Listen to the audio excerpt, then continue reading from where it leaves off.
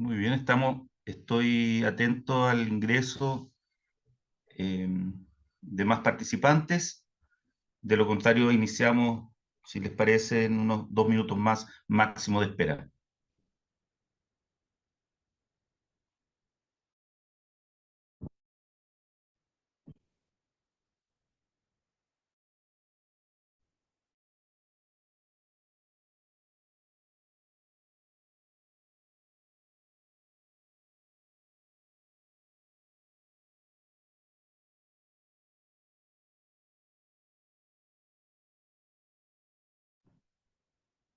Muy bien, en honor al tiempo, vamos a dar inicio a nuestra webinar.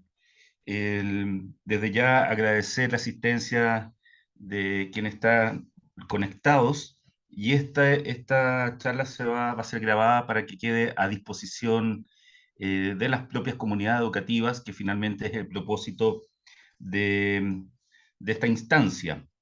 Le doy la más cordial bienvenida, profesora, profesor.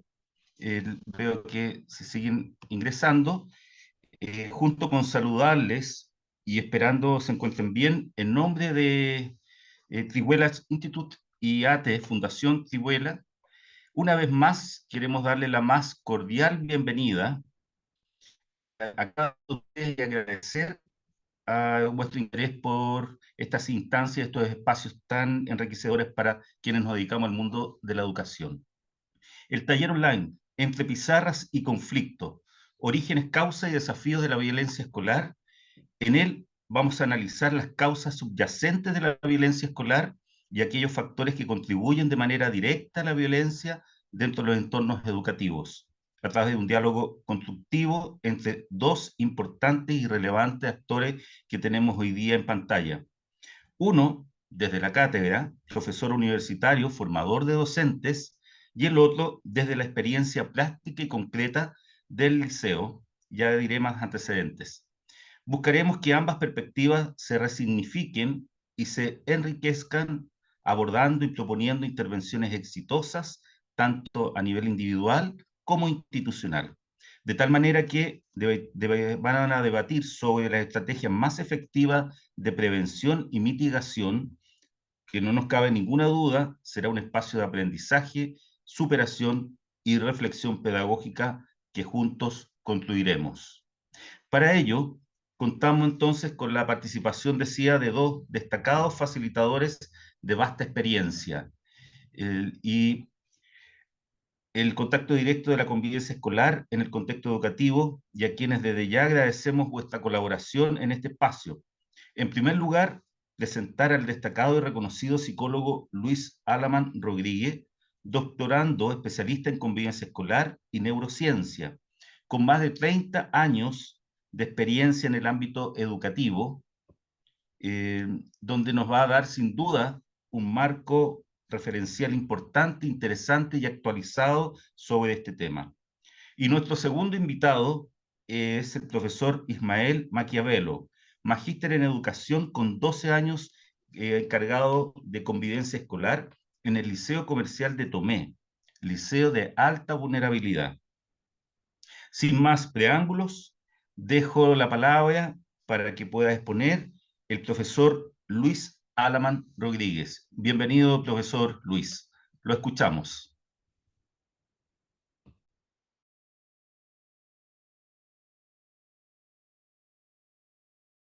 Tienes muteado, profesor.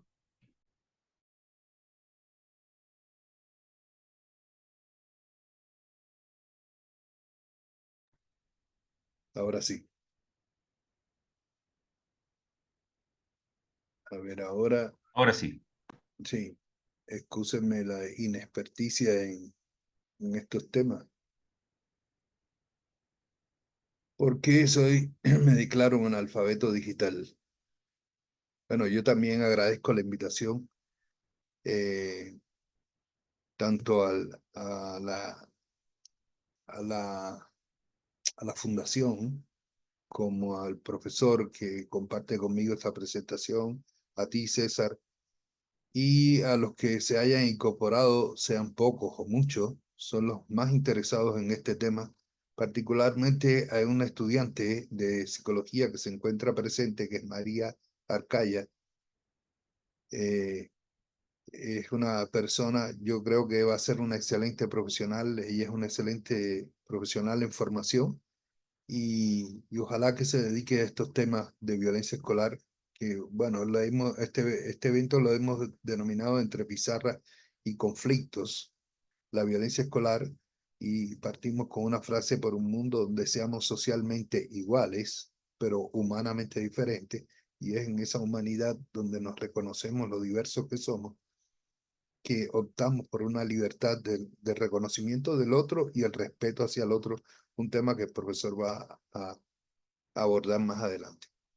Bueno, ¿qué podemos decir respecto de las estadísticas recientes? Ya todos sabemos que la violencia en nuestro país ha ido incrementándose notoriamente, con estadísticas que han ido subiendo cada vez más. Que según el informe de convivencia escolar del Ministerio de Educación de Chile, en 2023 el 45% de los estudiantes reportaban ser víctimas de algún tipo de violencia escolar, entendiendo que la violencia escolar tiene muchas caras. En general, la violencia tiene muchísimas caras. A veces tiene una cara muy sutil, muy indiferente, que casi no se ve, sobre todo cuando tiene cuando se enmascara detrás de una perspectiva estructural, y sí, a veces se enmascara dentro de una validación cultural y se empieza a ver como que es normal que el hombre le pegue a la mujer, que es normal darle un chancletazo al hijo para que aprenda, como se dice acá, pegarle a los hijos para que aprendan, o que es normal que los muchachos, los adolescentes se peguen unos a los otros, porque son cosas de muchachos, o son cosas de cabro, como se dice aquí en Chile. Bueno, lo cierto es que estos incidentes se han ido incrementando notoriamente, a lo cual se suma el fenómeno del ciberacoso, que ha aumentado en un 30% hasta la fecha, sobre todo después del COVID-19. Algún día podremos ahondar por qué el COVID-19 y estos casi 2 años de aislamiento y fuera de la única trinchera educativa formal que tenemos nosotros, que es la escuela, cómo nos ha pasado una mala cuenta. La violencia escolar, las más comunes, entonces decíamos que la física, la verbal, la psicológica y sobre todo una de las más crueles, que es el ciberacoso. ¿Y cuáles son los factores contribuyentes? Bueno, primero la desigualdad socioeconómica. Yo ahí tengo un punto, ¿no? Yo creo que la desigualdad siempre existe. En todos los países existe desigualdad, en todas las sociedades va a existir desigualdad.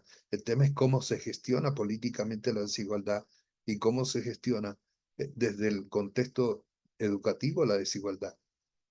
El fenómeno de la violencia intrafamiliar, ¿verdad? Que influye, y los entornos comunitarios conflictivos, ¿sí? Sobre todo las poblaciones y, y, y otros contextos que no son las poblaciones, porque la violencia se enmascara, tiene muchas máscaras y a veces adopta otras máscaras en otros contextos que no son las poblaciones.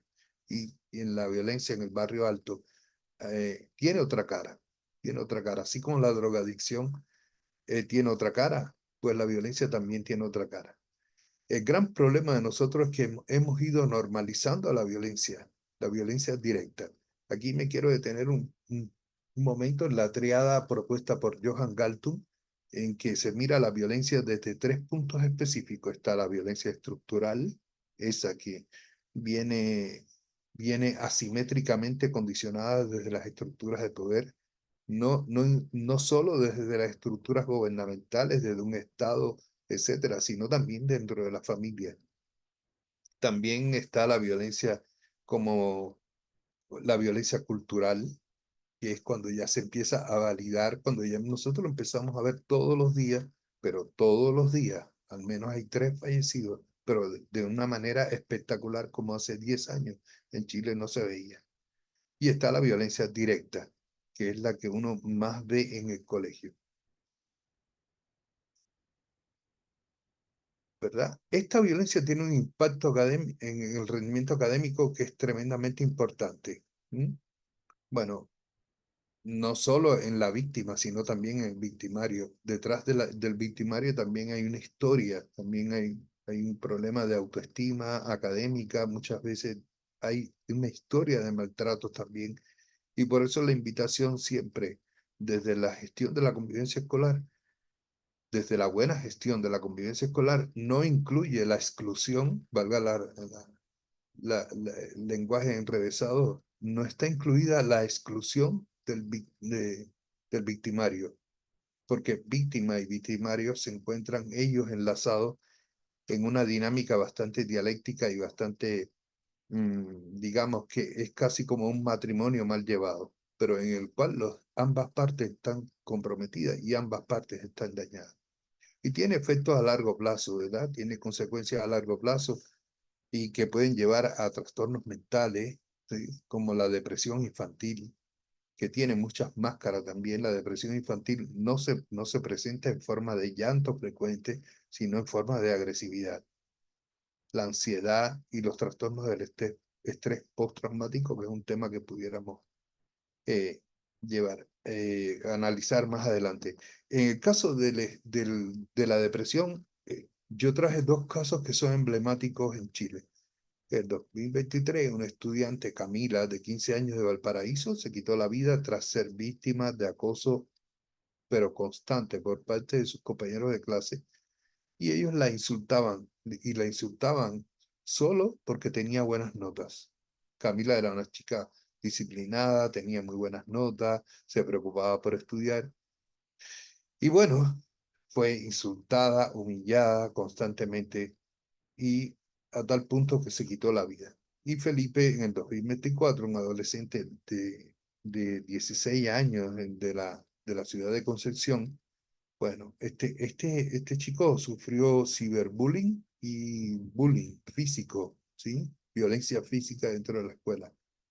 Se difundieron rumores falsos, ¿verdad?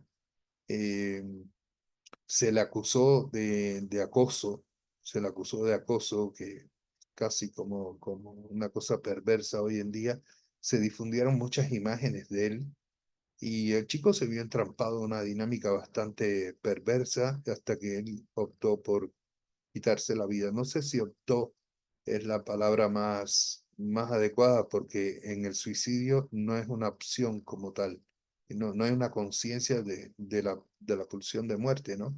Sino que el sujeto actúa impulsivamente, no compulsivamente, sino impulsivamente porque es la única puerta que ve de salida a tanto sufrimiento. Nuestro gobierno, bueno, el Estado chileno ha tomado muchas iniciativas de la Ley de Inclusión Escolar del 2015, ¿verdad? Donde se empezaron a tomar las primeras medidas para la prevención y manejo de la violencia escolar, hasta el 2024, donde se hicieron modificaciones recientes.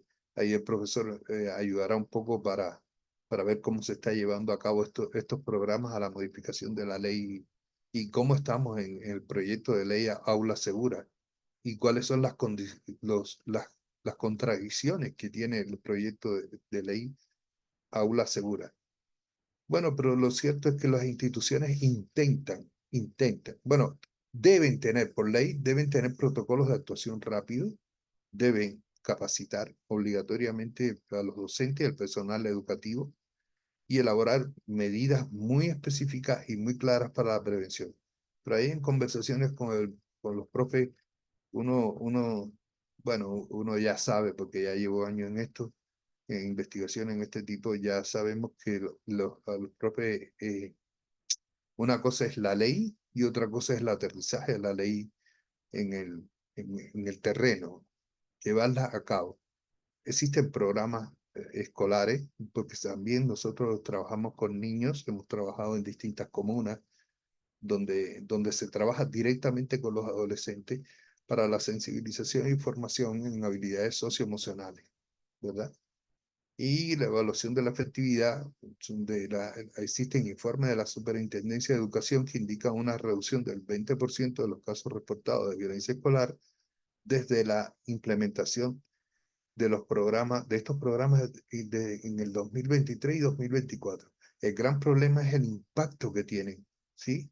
la sensibilidad que dejan en cada uno de nosotros y las características que tiene la violencia hoy. Antes, bueno, antes, no sé, cuando yo llegué a Chile se hablaba de una paipa, eh, era, no sé, tirarle la mochila a uno, pero ahora han llegado a la muerte, a la muerte. Entonces, quizá, si la Superintendencia de Educación lo que esté evaluando es en términos de cifras estadísticas, quizás se haya reducido, pero el impacto, la severidad de la violencia se ha incrementado notablemente por algo que conversábamos antes de comenzar este webinar, y es que el hecho de que la escuela siempre, pero siempre es emergente de lo que ocurre en la sociedad. Todo lo que ocurre en la escuela es un holograma de lo que ocurre en una sociedad específica. Los niños reflejan, pero severamente, lo que los adultos intentan ocultar, lo que intentamos ocultar muchas veces. Bueno, en el año 2023 las agresiones verbales a los docentes eran del 12%. En el 2024 no tenemos cifras del 2024, pero las agresiones físicas sí eran del 15%. Del total de agresiones que existían en el 2023, el 15% eran agresiones físicas directas, ya sea por parte del estudiante hacia el profesor o a veces eran los apoderados. Pues eso se duplicó en el 2024. Ya hoy en día estamos hablando del 30% de las agresiones físicas. Más que agresión, ya es violencia, porque la violencia es la expresión conductual de la agresividad. Entonces, eh, se ha duplicado mucho la violencia hacia los profesores y el ciberacoso a profesores, que en el 2023 era el 10%, se mantenía en cifras de cada 100 profesores, 10 mm, reportaban un ciberacoso severo, constante, dañino. Ahora, en el 2024, aún no tenemos las cifras estadísticas. En el 2023 se reportaron 150 casos de agresiones físicas hacia profesores. A mí me parece tremendo. A mí me parece tremendo. Yo tengo una mirada muy crítica, políticamente muy crítica de este fenómeno, y yo creo que cuando se valida la violencia, cuando un adulto valida la violencia hacia una autoridad, hacia una figura de autoridad, no solo le estamos haciendo daño a la autoridad, sino le estamos haciendo daño al niño, le estamos haciendo daño al adolescente, porque le estamos quitando los límites que lo hacen acreedor de una moral y de una ética para vivir, tener una convivencia pacífica, una convivencia ciudadana pacífica. Entonces, desde el 2006 en adelante yo he notado algunos casos que se han ido validando políticamente y se han ido validando culturalmente, y hoy, bueno, ya saben que casi que no nos enteramos, ni siquiera ni miramos mucho el periódico. En el 2024 se registraron 85 incidentes de agresiones físicas hacia profesores, indicando una tendencia al alza, ¿verdad? Las agresiones verbales, en 2023 se documentaron 250 casos de agresiones verbales, que a veces son tan dolorosas como las agresiones físicas, mientras que la primera mitad del 2024 se contabilizaron 130 casos, y al paso que vamos, es muy posible que nosotros rebasemos la cifra del 2023. ¿Qué impacto tiene? Bueno, tiene un impacto en el deterioro del ambiente escolar, ¿sí? Y un ausentismo. Los profesores, vaya, el burnout en los profesores es tremendamente alto. Los profesores están en mucho riesgo, mucho riesgo. Hoy en día la matrícula en las pedagogías ha descendido notablemente. Casi nadie quiere ser profesor, porque casi nadie quiere verse expuesto a este tipo de situaciones. Entonces, ¿qué pasa? Que los profesores se están enfermando mucho, hay un desgaste profesional entre aquellos docentes que son víctimas de la docencia. Como los profesores, como los que deben estar aquí en este webinar, son profesionales o a lo mejor no son profesionales de la educación, pero a lo mejor les interesa leer un poco más. Sí quiero dejar bien claro que se han hecho investigaciones en Chile. En el 2017, una pionera, que ustedes la conocen muy bien, Aaron Milicic, ¿verdad? Y Streiser, analizaron los efectos del bullying en el desarrollo socioafectivo y académico de los estudiantes, ¿verdad? Contreras y Olivares en el 2020 identificaron factores de riesgo y de protección asociados a la violencia escolar. Dan Olveus, allá en Suecia, donde tiene todo tiene un instituto muy grande, yo tuve la oportunidad de visitarlo. En el 2013, desde el 2013 viene haciendo un análisis exhaustivo sobre el desarrollo del bullying y los desafíos que le presentan a la sociedad y al contexto educativo afrontar esta gran pandemia, porque la violencia ya es una pandemia. Créanme que es una pandemia. Cuando se vayan a revisar las investigaciones de violencia escolar y violencia en sentido general, Dan Olveus, un gran mediador, yo siempre lo sugiero. Y Smith y Berkun, bueno, lo han revisado, tiene una extensa literatura de más de 30 años que han hecho muchas investigaciones en varios países, particularmente en países latinoamericanos, sobre cómo se manifiesta el bullying en nuestros países con el matiz cultural que tiene América Latina. Aquí quiero entonces pasarle la palabra a mi colega, a mi compañero, el profe Ismael.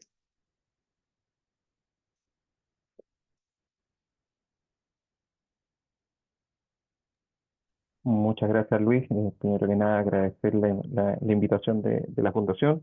A ti, Luis, por la primera parte que nos ha dado, a César por la presentación y a cada uno de quienes están conectados y se interesan por este tipo de actividades. Eh, Perfecto. Hablar, como dice Luis, de violencia es bastante complejo y poder intervenirla también, sobre todo porque es un fenómeno que está ocurriendo al mismo tiempo del proceso de intervención, abordaje, prevención, protocolo, y va generando un desgaste bastante potente y muy fuerte en quienes tenemos que enfrentar día a día estas situaciones. No obstante, se debe y se debe trabajar la promoción de una cultura de respeto, la implementación de las políticas, la traducción de la política pública, de las políticas de convivencia, de la normativa, la realidad que cada uno de nosotros puede tener como establecimiento educacional a lo que estamos viendo y sobre todo con la radiografía, la visión de la cultura de las comunidades, y hablo de comunidades que nos rodean, puesto que todas ellas convergen de alguna manera en nuestros establecimientos educacionales, con sus diferentes códigos, con sus diferentes costumbres, con visiones sobre la vida y las relaciones interpersonales. Esto requiere sin duda una formación continua, requiere del manejo de conflicto, un manejo asertivo, requiere de que estos protocolos de actuación incluyan también ciertas orientaciones para poder enfrentar y abordar las distintas situaciones de violencia dados sus distintos orígenes. No es igual abordar una situación de violencia generada en estudiantes que son infractores de ley o que han recibido o que algún tipo o que son víctimas de algún tipo de vulneración y por lo tanto la situación de resolución de conflicto violento viene desde la rabia, o viene de la impotencia, o de la validación y normalización de una situación de violencia. Uno debe adaptarse y debe enfocar de alguna manera la intervención desde distintas áreas, de distintos ámbitos, para poder dar respuesta a la necesidad que está generando nuestro estudiante. Y ahí es la colaboración con la escuela, o sea, de la escuela con el entorno que tenemos, con los programas de intervención que pueden existir, con el conocimiento, y volviendo un poco a esta formación, el conocimiento de lo que ocurre hoy día a través de la Ley de Garantías de la Infancia, con las modificaciones de Mejor Niñez, con las modificaciones que vienen, paulatinamente desaparece Senami y viene una institución nueva, que viene a trabajar también junto con nuestros estudiantes de las unidades de salud mental y cómo podemos convergir entre todos y poder articularnos teniendo presente las normativas, porque soy consciente, por ejemplo, que aquellas coordinaciones con las al ámbito salud mental son complejas dada la ley de garantía y derechos del paciente. No obstante, el conocimiento que podamos tener de los profesionales que están ahí, y de la atención en común que hacemos con nuestros estudiantes y con sus pacientes, nos permite ir entregando cierta o obteniendo cierta información para poder abordar y poder conversar.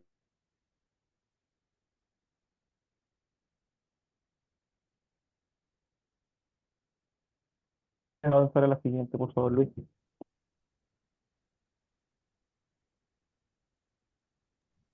Te escuchamos,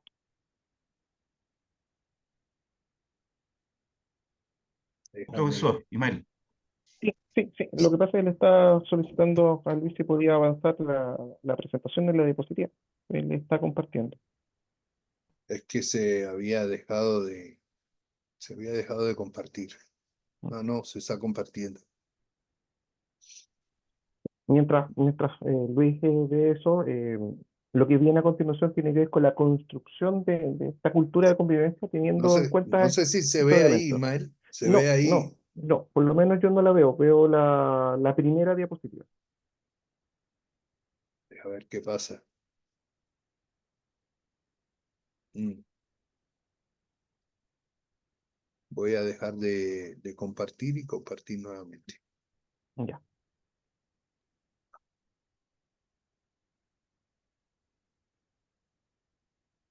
Ya los chicos que están aquí, bueno, me conocen, saben que yo no soy muy...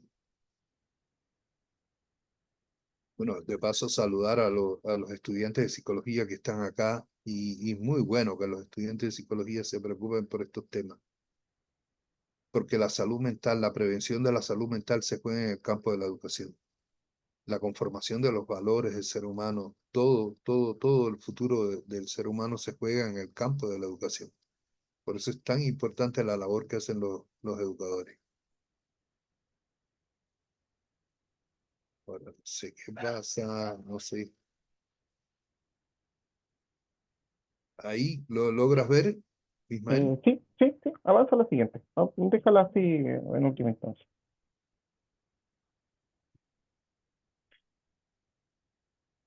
A ver, Más abajo, sí, voy a más bajar, abajo. voy a La bajar. siguiente, la siguiente.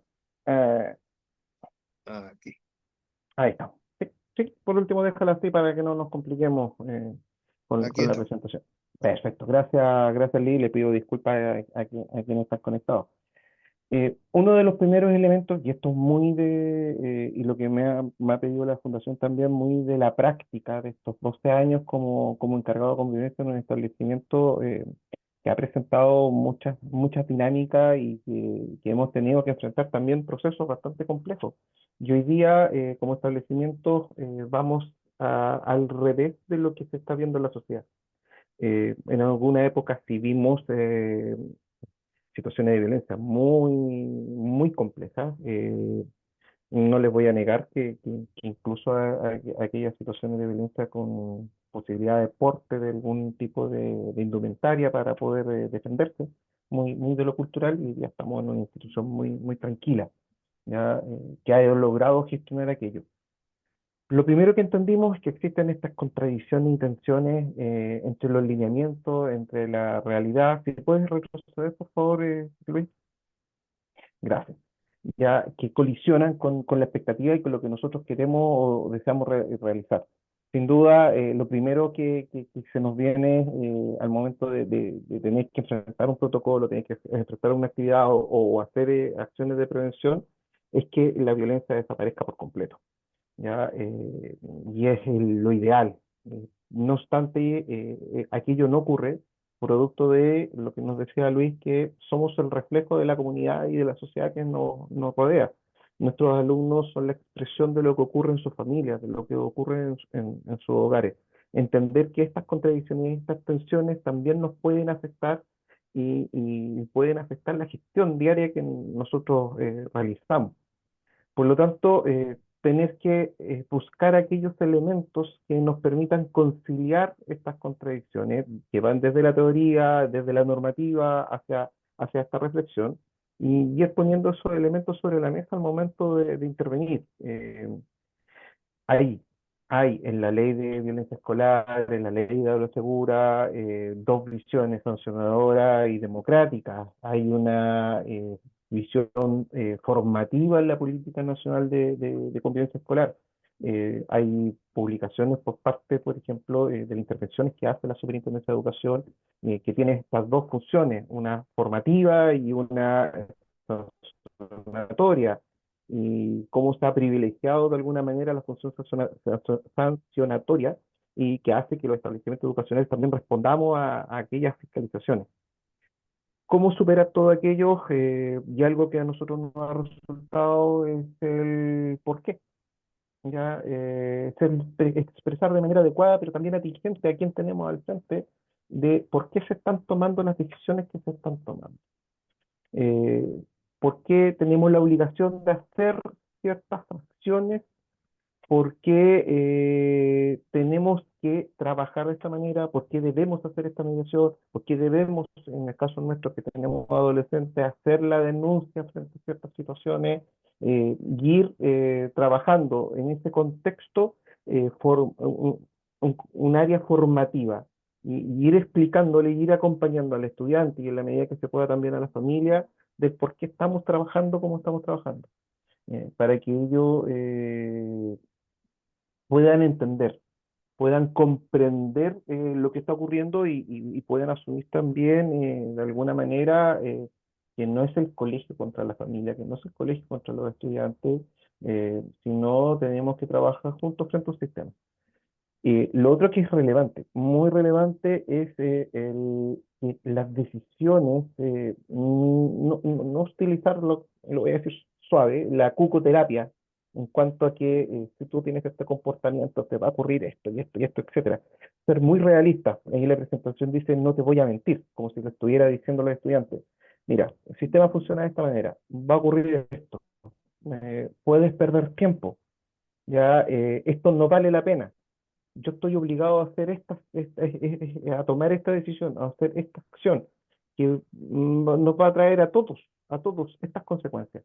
Ya no exagerar las consecuencias, no utilizar esta cucoterapia que podríamos definir como para justificar acciones, puesto que cuando nuestros estudiantes o sus familias se den cuenta, o y también los docentes, cuando al momento de pedir la ayuda, de pedir el respaldo necesario de quienes estamos en esta área, eh, se den cuenta que aquello que le hemos dicho, aquella expectativa que le hemos sembrado no es realidad, eh, entramos en un bucle de violencia simbólica finalmente y que no va a tener solución ni nos va a permitir cambiar esta cultura. Equilibrar. Y esto implica equilibrar las normas, la aplicación de los protocolos, la aplicación de nuestros reglamentos con las políticas de preventiva, con el desarrollo del aprendizaje. Y este equilibrio también va de la mano con, si Luis me ayuda, algo que viene a continuación, que tiene que ver con esta claridad de roles y acciones. ¿Ya? Si estamos frente a una situación muy compleja desde el punto de vista de la presencia de la violencia, eh, definir claramente y quien tenga que hacer acciones de prevención, no haga al mismo tiempo acciones de intervención, por ejemplo, ya que se enfoque a las acciones de intervención y que una persona del equipo directivo, del equipo de convivencia, se enfoque en las acciones de prevención. Esta claridad entrega el mensaje a los demás de saber cómo se va a actuar frente a ciertas situaciones, de entender que cada uno de nosotros es parte de este engranaje y que de alguna manera va a poder enfrentar la mirada de prevención y la mirada de intervención frente a la violencia, esta mirada que nos obliga la normativa de tener estos protocolos de actuación. Y las diferencias eh, que surgen, sobre todo por dos áreas. Surgen primero por la formación de base de los equipos que son multiprofesionales, psicólogos, trabajadores sociales, docentes, profesores de educación diferencial. eh, y surgen estas diferencias porque traemos la mirada y el sesgo de nuestras propias profesiones y aquello que nos permite y nos da la formación y también de las expectativas que existen. Conversamos con Luis antes de empezar sobre la justicia restaurativa, cómo esto es una solución para las situaciones de conflicto y la resignificación, pero también como hay una cultura instalada de que la justicia es Si no expulsa al alumno, si no lo suspende, usted no ha hecho nada. ¿Ya? Y eso también nos ocurre a nosotros como profesionales, ya que podemos tener una u otra visión. Esas diferencias en privado, en un núcleo cerrado, en aquel lugar en donde podamos comprender la visión del otro, eh, los otros puedan comprender nuestra visión, resolver ese conflicto, entendiendo como conflicto algo que nos permite crecer, no como algo negativo, para que sea al exterior, al momento de la intervención, al momento de enfrentar la prevención o al momento de tener que enfrentar una situación de violencia, el discurso sea uno solo, ¿ya? Sea claro y uno. Esta es la acción y esta es la política del establecimiento. Esto es lo que nosotros vamos a hacer como establecimiento educacional, sea cual sea la decisión. ¿Ya? Si la decisión es iniciar expedientes de expulsión de manera inmediata, asumir aquello y plantearlo como una visión, por eso al final dice alineado con la directriz de que él lidera en definitiva. En cambio, si la decisión es hacer procesos de mediación, hacer procesos de conciliación, trabajarse a esa área, también completamente alineado. Y eso va a traer una consecuencia. Luis nos hablaba de ciertos valores, y esa consecuencia va a ser la validación y el respeto, el reconocimiento del otro como un legítimo otro, de nosotros hacia nuestros alumnos y nuestros apoderados, de los apoderados hacia nosotros, y también dentro de quienes formamos parte de la comunidad educativa y trabajamos en los establecimientos educacionales. Esa consecuencia va a generar finalmente políticas claras, políticas que van a ser efectivas, nos va a permitir manejar las situaciones de violencia, nos va a generar respeto por quienes tenga que intervenir, por quien tenga que prevenir, por quien tenga que tomar decisiones. Y el otro va a entender, a partir de esa validación y de ese respeto, que son decisiones institucionales, que no es capricho, que no es porque hoy día se me ocurrió que iba a suspender a todos y mañana se me ocurrió que iba a hacer a todos una mediación. No, hay una consecuencia, hay un discurso, hay una acción, hay una política clara como comunidad educativa. Resolver ese conflicto primero a la interna como equipo y después transmitir aquello hacia el exterior. Para finalizar, devolverle a Luis la palabra para que nos comparta esta frase. Sí, yo quería, antes de compartir la frase, un poco que darle y hacer hincapié en las palabras del profesor Ismael, en la importancia de instalar institucionalmente la cultura, una cultura del respeto hacia el otro, al reconocimiento del otro como un otro válido y el respeto como una categoría moral que trasciende a cada uno de los individuos. Hay una ética cultural institucional que no solo es de alumnos hacia profesores, sino entre los mismos profesores. Y otra categoría que levantó el profesor también es liderazgo. Liderazgo. No es lo mismo ser el director de una escuela porque lo designaron y porque es jefe y no es líder. El liderazgo se define por la capacidad de movilizar más que la cognición, movilizar recursos afectivos. El líder al líder uno lo sigue, ¿me entiende? El líder uno lo sigue por la convicción que él tiene y el amor que transmite por lo que hace. Y entonces hace falta trabajar mucho los liderazgos. Y desgraciadamente en nuestro país ya sabemos que hay muchos líderes, muchos jefes, pero pocos líderes. Tenemos una crisis política, tenemos una crisis en todas las instancias de nuestro país, del mundo entero hay una crisis internacional. En ese sentido, uno lo ve en las elecciones en distintos países, etcétera.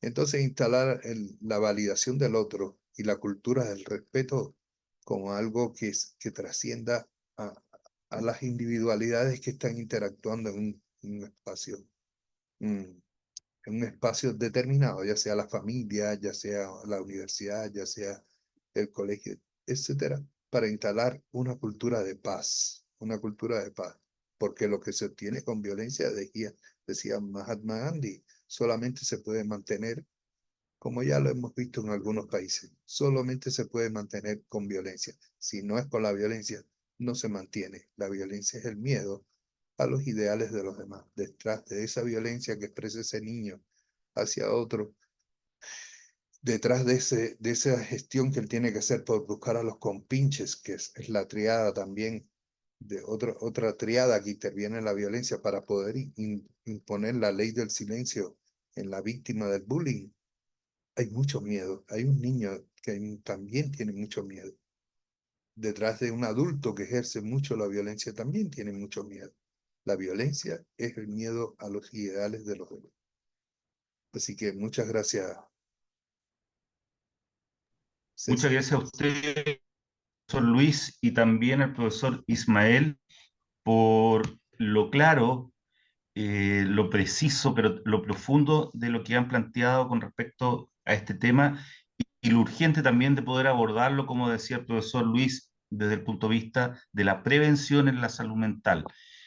Si es tan amable, profesor Luis, de dejar compartir, tenemos para unos 10 minutos para cerrar esta hora de webinar, el poder y compartir con los participantes y las invito desde ya a poder hacer sus preguntas a través del chat o bien levantar la mano, pero de preferencia hacerlo por el chat para que podamos permitir de esta manera que puedan responder la mayor cantidad posible en estos 10, 12 minutos que nos queda los profesores invitados. Así que cedo la palabra a través del chat o bien a través del micrófono. Quien quiera hacer alguna consulta, alguna pregunta a los colegas que han expuesto y han dado a conocer este tema eh, tan interesante el día de hoy, entre pizarras y conflictos. Además, es un título bien sugerente, entre la pizarra y conflictos. Efectivamente, ahí donde se genera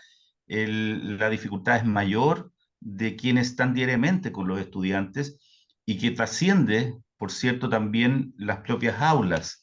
Es decir, en esto hay un tema ahí, lo planteaban también de alguna manera, que tiene que ver la extensión de esta violencia y esa relación con la familia de los propios estudiantes y profesor o quienes constituimos parte de una comunidad educativa. Entonces ahí hay también un elemento bien interesante a poder abordarlo. Bien, hay preguntas, estoy mirando el chat, hasta ahora no nadie ha hecho alguna consulta. Vuelvo a reiterar que en estos 10 minutos que nos quedan, la idea es que podamos compartir con el profesor Luis y con el profesor Ismael y aprovechar también la instancia de poder generar ahí un diálogo interesante con respecto al tema.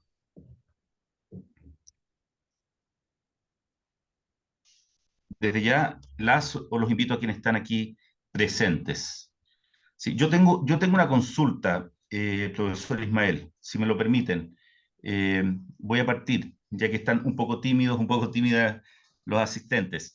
Eh, Desde tu experiencia, profesor Ismael, claro, hay necesidades de protocolos. Hoy día tenemos además un protocolo bien particular que tenemos que incorporar a propósito de la nueva ley TEA, promulgada hace muy poquito, donde incorporamos además protocolos DEC o el DEC llamado desde el Ministerio de Educación.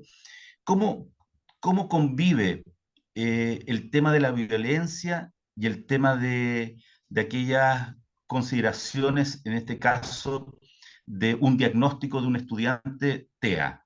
Digo TEA haciendo alusión de la ley, pero puede Sí. ser cualquier otro tipo de diagnóstico que de alguna manera requiera, y así lo sugiere el Ministerio de Políticas Públicas, un protocolo distinto o un protocolo que cuide más bien ciertas sanciones a partir del diagnóstico de este estudiante. ¿Cómo convive eso? ¿Cómo lo abordan ustedes desde la praxis en el liceo? Muchas gracias.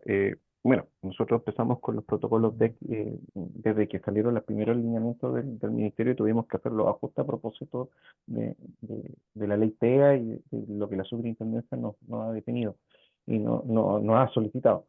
Eh, lo primero que tenemos que hacer, y es algo que nos pide la normativa, es que tenemos que diferenciar aquellas situaciones que tienen su origen en el diagnóstico de aquellas situaciones que no tienen su origen en el diagnóstico. Y para eso el conocimiento del estudiante, el conocimiento del alumno, los planes de acompañamiento, los PAEC, ya son muy relevantes.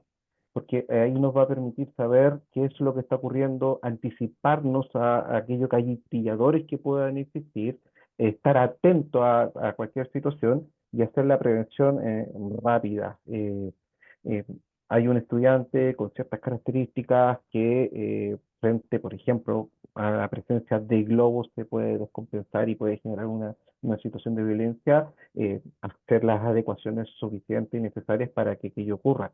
O si sabemos que existen ciertas diferencias, ciertos inconvenientes con otro estudiante del curso, mientras lo abordamos, mientras trabajamos la situación, eh, acertea el trabajo con la docente diferencial en el aula de recursos. ¿Ya? Para nosotros servir de puente, servir de mediadores, no enfrentarlos a ellos para que de alguna manera al final sea profecía autocumplida. ¿Ya? Van a pelear y terminan peleando porque uno los ingresa a la misma sala en esta afán de repente de trabajar. Eh, y tener presente esos elementos en cuanto a lo que son TEA. Y lo otro, aprovechando tu pregunta, tener claro, y esto es una visión desde lo jurídico, donde también me he formado en el ámbito del derecho de familia, que todas estas situaciones son colisiones de derechos. ¿Ya? Y tienen que ser analizadas desde el punto de vista de los protocolos como tal. Hoy día tenemos también que incorporar lo que se llama los protocolos de la ley Carín, ¿ya? Y como establecimiento educacional tenemos que darle protección a los trabajadores, a los funcionarios en nuestro caso, ¿ya? Y ahí también hacer el análisis, establecer una visión como comunidad educativa.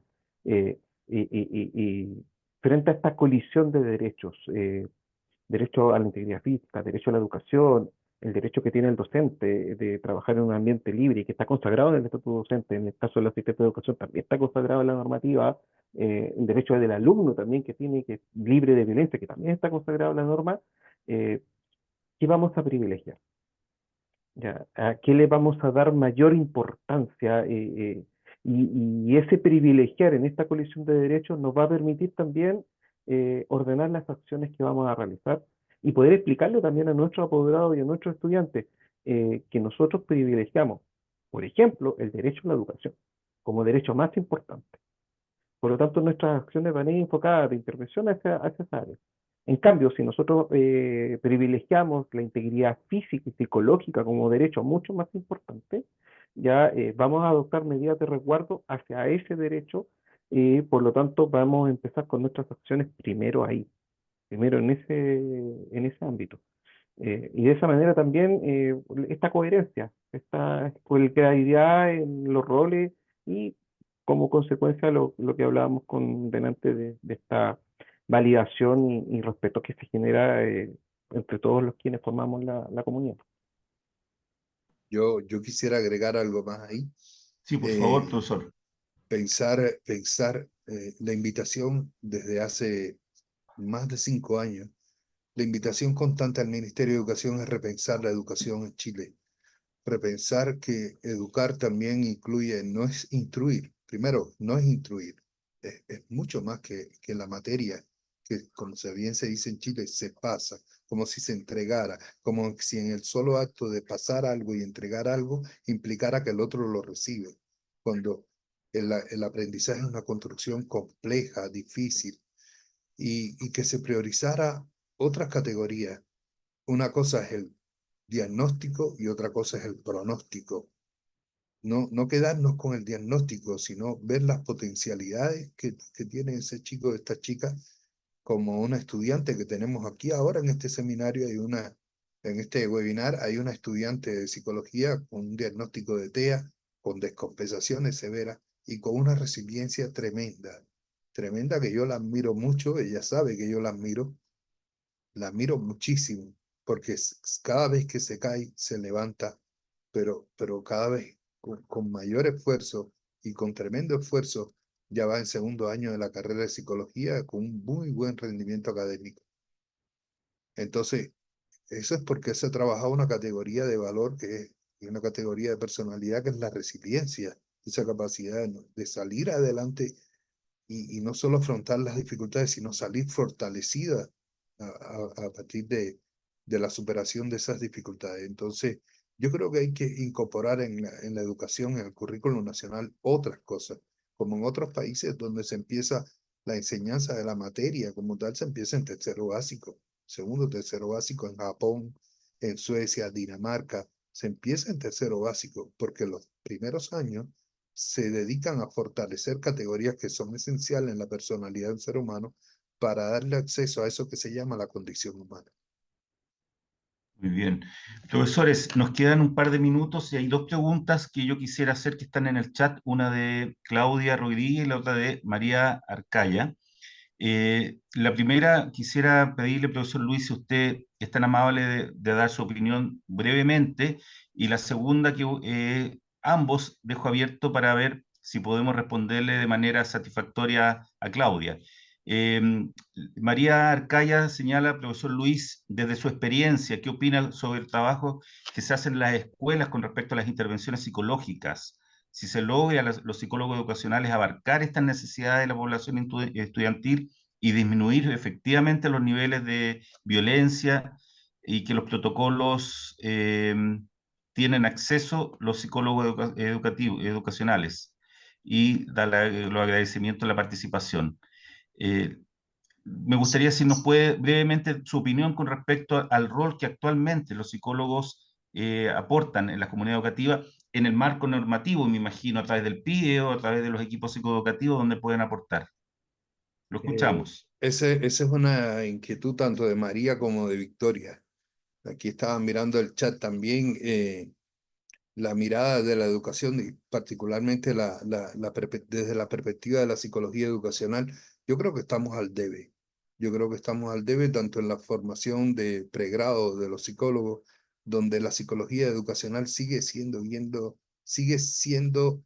o viéndose como la cenicienta dentro así como la educación también. Las pedagogías se siguen viendo como las carreras menos apetecibles en el país, porque en la representación social del país está la medicina, es el médico e ingeniero. Esto es un caso típico de nuestra cultura. Entonces, eso se refleja en cómo nos ven a nosotros en psicología educacional, y yo creo que el psicólogo educacional puede hacer muchísimo, puede hacer mucho, mucho, pero es muy reducido el campo de acción. El Ministerio de Educación muy pocas veces llama a los psicólogos a la hora de elaborar estas propuestas. Estas leyes no tienen en cuenta la mirada psicológica muchas veces. Y como decía el profesor, está mirando solo lo punitivo, solo lo protocolar, desde una mirada muy arcaica de lo que es la psicología del desarrollo. Y no se mira desde la actualidad de investigaciones más modernas, más actuales. Yo creo que ahí hay que hacer una mirada crítica y una crítica fuerte a las políticas públicas o a las personas que elaboran las políticas públicas, donde la mirada y la opinión de los psicólogos, particularmente psicólogos educacionales, psicólogos del desarrollo, debieran estar más implicados. Entonces, no, yo también estoy muy agradecido que varios estudiantes de la Escuela de Psicología están aquí, están en este webinar, y eso habla bien de ellos, habla bien del compromiso que tienen con su país, con sus niños y niñas, con su profesión. Sin duda, desde ya, un tremendo abrazo fraternal a cada uno de los estudiantes que están aquí en pantalla. Y quisiera terminar, profesor Ismael, con la pregunta de Claudia. Dice, frente a las situaciones de violencia hacia educadores en niveles de prebásica, ¿qué medidas sugiere usted que se pueden tomar? Y yo le agregaría, sin duda, si estamos hablando de niveles de prebásica, ¿cuál sería entonces la relación o la vinculación de poder existir con la familia en estas acciones a tomar? Desde la experiencia, de lo que me ha tocado ver, incluso en los niveles básicos y en los niveles medios, entender la dinámica familiar de los estudiantes que participan en estas situaciones de violencia. ¿Qué es lo que está ocurriendo en la familia? ¿Qué es lo que está ocurriendo con la mamá? Saber leer y saber comprender el discurso con el cual enfrentan estas situaciones las familias, para poder enfocar de alguna manera las intervenciones que nosotros podemos realizar. Es complejo en cuanto a que eso, el tiempo que requiere aquello, lo más probable es que las dinámicas de violencia simbólica o de violencia física o psicológica puedan mantenerse de alguna manera, porque el cambio no es automático, no es apretar un switch y la situación va a dejar de estar presente. Eh, en el caso de prebásicas, el trabajo con la familia, con lo que está ocurriendo al interior del núcleo familiar, con las modificaciones, los cambios que nosotros podamos incidir, son fundamentales. Y que puedan entender también las familias el contexto en el cual se desenvuelve su hijo, que es un contexto escolar, qué es lo que se espera dentro del contexto escolar. Nosotros aquí hablamos mucho de la reja hacia afuera y la reja hacia adentro. ¿Ya? Hay cierto comportamiento que nosotros sabemos que ocurre de la reja hacia afuera, en el caso de prebásicas, pues, familia, en el caso nuestro, media, son los estudiantes, que ya tienen una autonomía bastante importante, eh, que tampoco podemos invalidar como tal, porque significa invalidar la persona, la construcción de esa persona. Pero también tenemos que trabajar con la cultura que nosotros necesitamos al interior de las comunidades educativas. Por lo tanto, de la reja hacia afuera, o sea, de la reja hacia adentro, perdón, ver y tener una visión. Y hacerle entender que son dos contextos, son dos ámbitos distintos y son dos ámbitos a los cuales nos enfrentamos todo el tiempo en nuestra vida. Uno no se puede comportar de la misma manera en la playa que en un banco. Ya, uno no puede tener el mismo comportamiento frente a los amigos que frente a un desconocido. ¿Ya? Y la escuela es ensayo. La escuela es el ensayo y es la preparación para aquello. Si nuestros padres lo entienden, nuestros alumnos que ya tienen la posibilidad de comprenderlo, lo entienden, tenemos mucho de esta batalla, entre comillas, ya, porque no es negativa, pero de esta batalla ganada. ¿Ya? Porque nuestras intervenciones van a ser validadas. Sin duda, y en Yo, ese sentido, sí, profesor Luis, ¿quiere agregar algo? no, sí, yo quería agregar dos aspectos fundamentales en esta conclusión que hacen los profesores y los psicólogos educacionales para poder abordar este complejo fenómeno de la violencia escolar. Hacer un llamado, primero, como decía el profesor, a la familia y la responsabilidad que tiene la familia como primera institución educativa.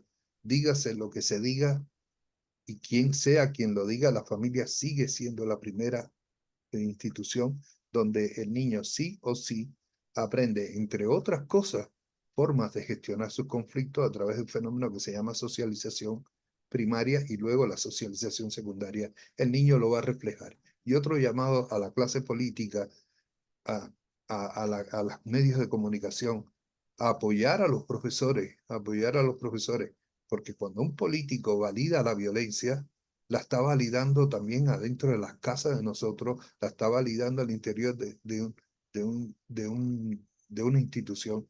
Y vuelvo a la frase de Mahatma Gandhi, lo que se obtiene por medio de la violencia solo se puede mantener por medio de la violencia.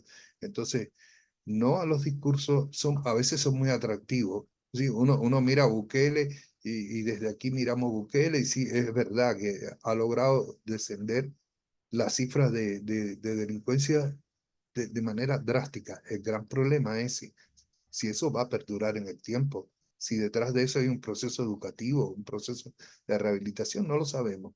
Pero las medidas punitivas tampoco son, hay que hacer todo un trabajo de concientización a nivel social de que la violencia no es el camino, que puedo llegar incluso al poder a través de la violencia, pero no me puedo mantener mucho tiempo y que le haga un daño tremendo a la sociedad, sobre todo a nuestros niños y adolescentes. Y pareciera ser, profesores Luis y Ismael, que una de las claves que podemos rescatar de ambas intervenciones hoy día de ustedes es que en el trabajo interdisciplinario puede estar el camino Mm, y la mirada en que nos puede aportar. La violencia es un tema sistémico y complejo, por lo tanto, pensar en solucionarlo en una comunidad educativa de manera simplista mm, o claro. reduccionista no nos va a permitir. Un poco estoy infiriendo en lo que han señalado. Violencia con más violencia no, o acciones punitivas tampoco nos van a tener en el transcurso del tiempo una solución permanente y un cambio y una transformación. y pareciera ser que estas miradas interdisciplinarias, desde la educación, desde la psicología, desde la psicopedagogía, etcétera, son aportes de profesionales que en su conjunto pueden ir buscando soluciones contextualizadas en cada una de sus comunidades educativas. Yo quiero darles nuevamente, reiterar los agradecimientos sinceros por el espacio y el tiempo que han dado para este tema tan importante y tan necesario de abordarlo de manera seria, como la hemos, seria no significa fome, sino seria en términos rigurosos, que son espacios que necesitamos sin duda desarrollar y continuar con esto. Desde ya le damos la más saludo cariñoso, fraternal a cada una de las asistentes, cada uno de los asistentes, y, y sería hasta una próxima ocasión donde podamos volver a reunirnos para seguir dialogando de estos temas. El profesor Luis, profesor Ismael, muchas gracias por Muchas su gracias a ustedes. tiempo y por Gracias. su experiencia y conocimiento. Muchas Será hasta gracias. Muchas la gracias. próxima. Gracias Que por la esté muy invitación. bien. Hasta luego.